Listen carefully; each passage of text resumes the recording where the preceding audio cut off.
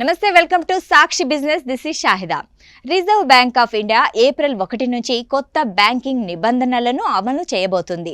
Bank కస్టమర్లకు మేలు చేసేలా, పారదర్శకతను పెంచేలా ఆర్బీఐ ఈ కీలక మార్పులు చేసింది.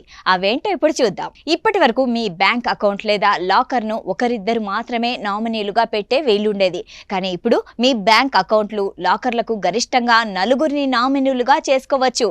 దీనివల్ల కుటుంబీకులకు భవిష్యత్తులో ఆస్తుల నిర్వహణ సులభమవుతుంది.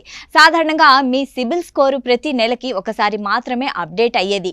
కానీ ఈ కొత్త రూల్ ప్రకారం ప్రతి 7 రోజులకు ఒకసారి మీ సిబిల్ స్కోర్ అప్డేట్ అవుతుంది. అంటే ప్రతి నెల 7, 14, 21, 28 తేదీల్లో. దీనివల్ల లాభం ఏంటంటే మీరు అప్పు కట్టగానే ఆ వివరాలు వెంటనే స్కోర్లో కనిపిస్తాయి.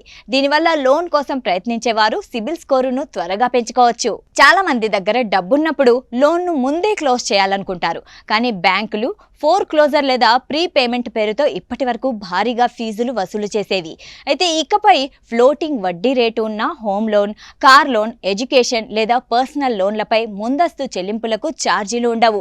అంటే ఎక్స్ట్రాగా పైసా ఖర్చు లేకుండా మీ అప్పును ఎప్పుడైనా తీర్చేయొచ్చు. అటు బంగారు ఆభరణాల వ్యాపారులు తీసుకునే గోల్డ్ మెటల్ లోన్ తిరిగి చెల్లించే గడువును పెంచారు.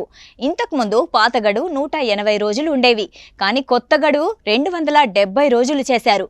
దీనివల్ల నగల వ్యాపారులకు నగదు నిర్వహణ ఈజీ అవుతుంది. అలాగే మీ క్రెడిట్ స్కోర్ ప్రతి వారం అప్డేట్ అవుతుంది. కాబట్టి మంచి స్కోర్ ఉన్నవారు బ్యాంకులతో మాట్లాడి తక్కువ వడ్డీ రేట్లు పొందొచ్చు. మంచి క్రెడిట్ ప్రొఫైల్ ఉంటే బ్యాంకులు ఇచ్చే ఆఫర్ల కోసం నెలల తరబడి వేచి చూడాల్సిన అవసరం లేదు. వెంటనే తక్కువ వడ్డీకి లోన్ పొందే ఛాన్స్ ఉంటుంది. సాక్షి టీవీ ప్రసారాలను నిలిపివేయటం చట్టరీత్యా నేరం.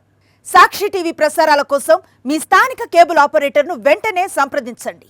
DTHలో, ఇంటర్నెట్లో కూడా సాక్షి టీవీ ప్రసారాలను వీక్షించవచ్చు.